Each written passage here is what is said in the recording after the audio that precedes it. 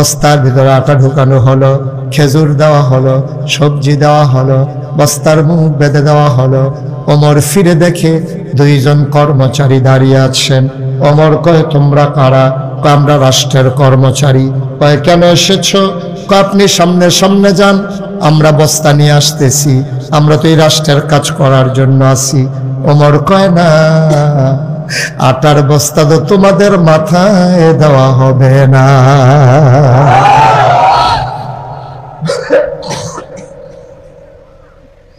কর্মচারীরা কয়, তাহলে আটার বস্তা কে নেবে?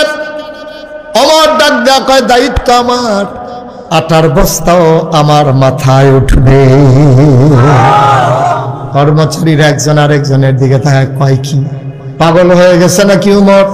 অর্ধ পৃথিবীর প্রেসিডেন্ট, আমিরুল মুমিনিন, খলিফাতুল মুসলিমিন, ওমরের মাথা আটার বস্তা নিয়ে দৌড়াবে, এটা কি কথা?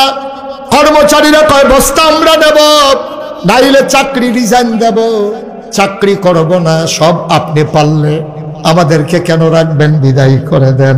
কর্মচারীরা কাঁদতেছে। ওমর কয়, তোমাদের বুঝি বস্তা নেওয়ার খুব শখ, তোমরা বস্তা নিতে চাও? কয়, শখের কিছু নাই, দায়িত্ব। ওমর কয়, ঠিক আছে।